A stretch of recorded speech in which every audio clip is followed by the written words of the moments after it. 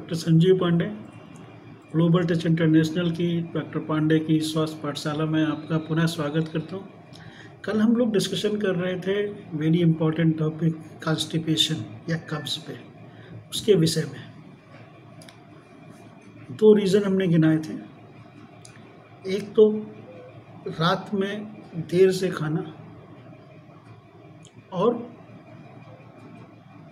Heavy खाना कारण होता है, गरिष्ठ खाना रात में। दूसरा कारण मैंने बताया था कि मुंह में कवर को या खाने को चबलाना नहीं, कम से कम 30-32 बार चबलाना नहीं, उसको बिल्कुल लिक्विफाई ना करना, ये कारण बनता है कॉन्स्टिपेशन का। तीसरा कारण होता है खाने में रफेज या रेशेदार जो खाद्य पदार्थ होते हैं उनकी कमी होना।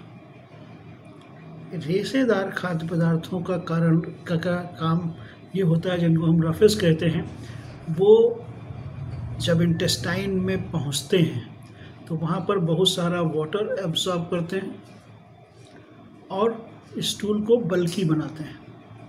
साथ में पेरिस्टाल्टिक मूवमेंट को जो है इनिशिएट करते हैं और बड़ी आंत में पहुंचने के बाद वो वहाँ पर रीएब्जॉर्प्शन होता है पानी का बड़ी आंत द्वारा।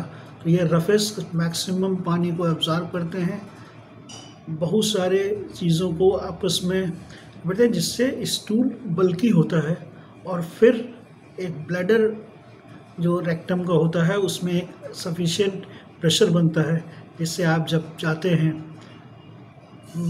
सुबह नेत्रक्रिया करने तो आपका स्टूल बड़ी आसानी से पास हो जाता है। तो ये एक कारण है, तीसरा कारण है। चौथा कारण है पानी खाने के तुरंत बाद पीना, जिससे कि एसिड या एंजाइम्स जो हैं डाइल्यूट हो जाते हैं, वो उतना इफेक्टिवली काम नहीं करते हैं। इसलिए खाना या तो पानी पीना है तो खाने के आधे घंटे पहले आप पी लीजिए, या खाने के आधे घंटे 1 घंटे बाद पानी पीजिए। और पूरे दिन में अगर आप बहुत ज़्यादा बाहर नहीं निकल रहे हैं, धूप में हार्ड वर्किंग नहीं कर रहे हैं, तो कम से कम 3 से 3.5 लीटर पानी गर्मी में पीजिए और पानी को नॉर्मल टेम्परेचर पे पीजिए। 5वां कारण है कि हम बहुत ज़्यादा गर्म खाना खा लेते हैं या बहुत ज़्यादा ठंडा खाना खा लेते हैं। हमारी बॉडी में जब टेम्परेचर जब खाना जाता है और अंदर गले के नीचे उतरता है तो बॉडी रिसोर्सेज बहुत सारे उस टेम्परेचर को बॉडी टेम्परेचर पे लाने के प्रयास में रिसोर्सेज लगने लगते हैं, जिससे कि डाइजेशन की प्रक्रिया प्रभावित होती है। इसके साथ साथ में जितनी भी एसिडिक रिएक्शंस होती हैं या केमिकल रिएक्शंस होती हैं वो एक निश्चित टेम्परेचर पे होती हैं। अगर वो टेम्परेचर चेंज हो जाता है तो फिर डाइजेशन प्रॉपर नहीं होता है। तो आपको एक नॉर्मल टेम्परेचर का ही खाना खाना चाहिए, जिससे आपके बॉडी रिसोर्सेज को बहुत ज़्यादा मेहनत न करनी पड़े और वो ऑक्सीडेटिव स्ट्रेस भी नहीं ज़्यादा पैदा होने पाए, तो उसको कंट्रोल करता है।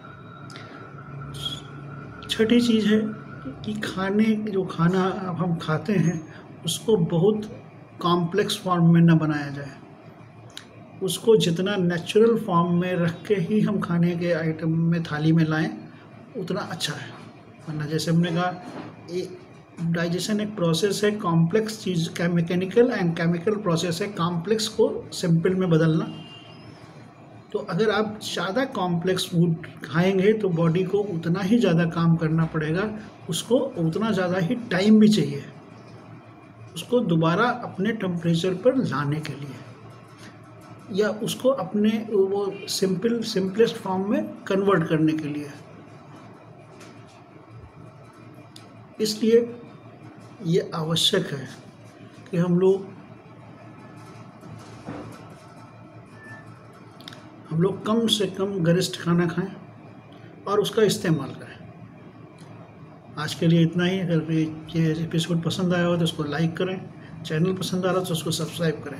धन्यवाद, कल फिर मिलते हैं।